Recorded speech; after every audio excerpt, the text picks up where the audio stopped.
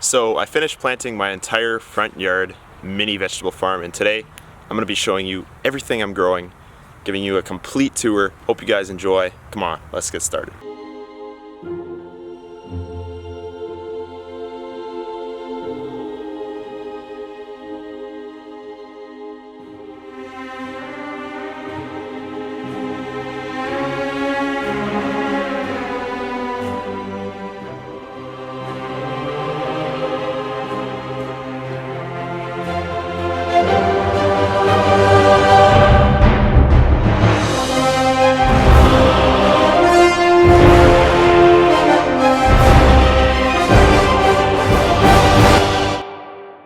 So at the front here, I have a small bed of sweet peppers. Now this right here is a sweet banana pepper. I grew this variety for the first time last year, and I was really impressed with my harvests. I got some really great production, so I'm growing it again this year. And here's another sweet banana pepper, looking really nice and healthy. And I just got these bamboo stakes here, just put into the ground about 1 inch to 2 inches away from the stem, just to further support the plant later on, once they start getting loaded with peppers. And then as we move along, I have some more sweet bananas. These are all sweet bananas. So just kind of along the perimeter of this bed are all sweet banana peppers. And then here I have 4 California Wonder bell peppers. Now these are a big green bell type pepper. And this is the first time I've actually grown this variety. Last year I grew some red bell peppers, and I was really impressed with the harvests. But this year I thought I'd try a different variety just to see what kind of production I can get from it. Now so far, plants are looking really nice and healthy. And actually, if I can show you here, I'm starting to get some little buds forming where peppers will grow. Kind of hard to see, but right in the middle there. See, right there. So those are going to be flowers forming and then peppers soon thereafter. Now we move on to the front of this raised bed here. I have 2 Carolina Reaper pepper plants. Now for those of you who don't know, the Carolina Reaper is actually one of the world's hottest peppers, if not the world's hottest pepper. In fact, in 2018, I think it was officially declared the world's hottest pepper. It may have been replaced by now. I'm not 100% sure. But yeah, these things are deadly. They are pretty much just a hot sauce pepper or an ornamental pepper. I mean, you really do not want to eat these guys. They're pretty wicked. They can send you to the ER pretty quick if you're not careful. Even though I planted my Carolina Reapers later than I should have this year, I still have quite high hopes for them. The space in my front yard is very small for a garden, so I try to maximize my space as much as possible, even if that means planting a little closer than I should. Moving to the left of the Carolina Reapers, I have 2 California Wonder bell peppers at the front, looking extremely healthy. And then right behind those, I have 2 early jalapeno peppers. And they're also looking very healthy. And I've never actually grown jalapenos before, but this year I'm interested to try because the jalapeno is pretty much kind of the gateway hot pepper. This early jalapeno right here has got to be my healthiest pepper plant that I have. As you can see, just beautiful dark green color, really thick, stocky stem, just doing amazing. So I'm interested to see how these jalapenos are going to turn out this year. Moving on, this right here is a ghost pepper. Ooh, spooky. Yes, it is a ghost pepper, also known as the boot jolokia or boot jolokia. Not exactly sure how that is supposed to be pronounced. I'm pretty sure that is correct, boot jolokia. But it is just doing really well, as you can see. And actually, when I first planted this, it wasn't looking this good. It was looking pretty good actually, but you can see these new leaves kind of here. This one's new, this one's new, this one's new. Got kind of a nice cluster of new leaves forming here. And whenever that happens, whenever I see nice light green new leaves, I know that the plant has a lot of promise. And this one, I can tell you from experience and from my instincts, this is gonna be a high producer right here. I've grown ghost peppers once before, but only in a pot, and I think I can get even bigger production in the ground. And right next to that ghost pepper here, we have a chocolate habanero. Now, these peppers are cool, and the reason they're cool is because they produce habaneros that are basically the color of chocolate. They're dark brown / purplish, and it's my first time growing this variety. I've heard a lot about it, and I've been wanting to try it for a long time, but finally, I'm trying it out. Right next to that, we have a orange habanero. I've grown this variety before. It's always been super highly productive in my garden. So looking forward to another stellar season from this guy. And then over here, we have a greenhouse. But under that greenhouse is a super hot pepper plant. This is a hot paper lantern habanero. This is a red habanero variety. It's kind of long and tapered, not your traditional habanero type. And this is my first time growing this variety as well. The plant's looking a little small, but I have a feeling it's really gonna take off soon. Looking forward to this one. Right next to that, we have a pickling cucumber.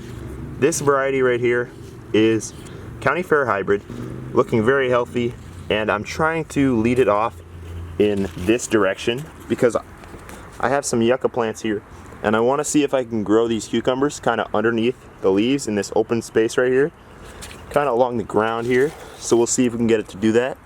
I do have another plant right here, same variety, also a pickling cucumber, and yeah, see how these guys do.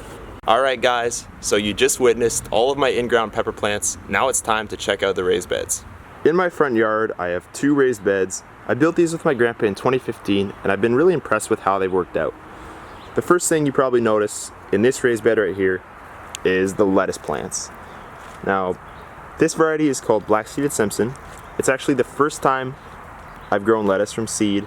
Well, actually, that's not true. I did grow lettuce my second year of gardening, but at that point I had no clue what I was doing. So this is my first honest attempt at growing lettuce. And it's doing quite well.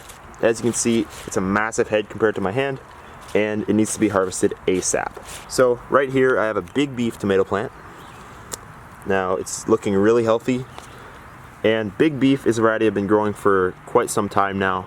It's a large red beefsteak variety, and I'm growing it up stakes. These are 6-foot tall bamboo stakes, and I'm going to be training these plants as single stem plants in order to maximize space in my small garden. This year I'm actually doing a little experiment. I put no compost in this tomatoes planting hole, and I put compost in this one. So I just want to see which one's going to produce more. Over here I have a blush tomato. This one is an orange tomato. It's basically a large grape tomato, but I don't know if you'd really classify it as a grape. It's an heirloom. It's really awesome, and I'm excited to see how it does this year. One cool thing about it is it has really thin leaves compared to the big beefs over here. So that just makes a cool looking plant. This plant right here is Sun Gold.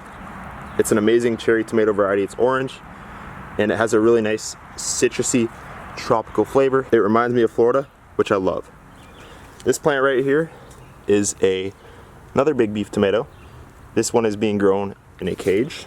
This is a cage that I built a number of years ago, and I've been using them every year since. They've been doing very well for me, supporting my tomatoes on all sides. This tomato plant right here is called Sun Gold as well, and it's not looking as healthy, but I still think it's gonna do well. That's why I have this dome over it, because I want to just kind of protect it from bugs, and I think it's gonna do well still.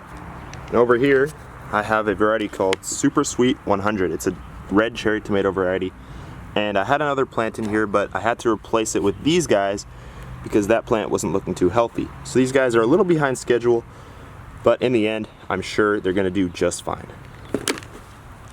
Over here got another big beef plant. I love my big beefs, love my beef steaks. Hopefully it does well. Over here, got a Super Sweet 100 plant. This one is doing really well, looking really big, really lush, really healthy. And right here is a black cherry tomato. Again, looking just amazing, really lush, really healthy. Hopefully we'll be getting some flowers on these tomato plants soon. And then this here is yet another sun gold. Sun golds, like I say, are one of my favorite varieties. So I'm growing lots of sun golds. And in the front of this raised bed, I'm growing some basil.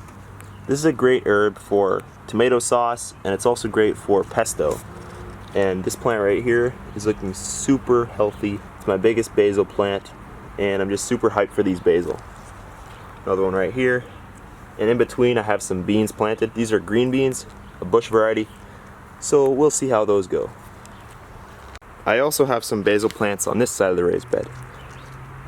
One of the reasons I'm growing these with my tomatoes is because I've heard that basil can actually deter some pests that attack tomato plants.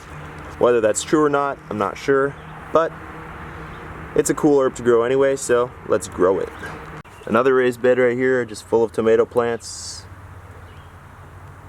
Some notable varieties that are different from the other raised bed. Green zebra, this is an heirloom variety. It ripens to kind of a nice greenish yellowish color with stripes. Pretty cool variety. I have a Bonnie Best tomato plant here. It's doing really well. I also have another Bonnie Best right there. This is a beefsteak variety. It's an heirloom. I've never grown it before, but my grandpa recommended it to me, so I'm trying it out. This right here is a Cherokee Purple tomato plant. Cherokee Purple is one that I actually grew in a pot last year, but it produced like 2 tomatoes.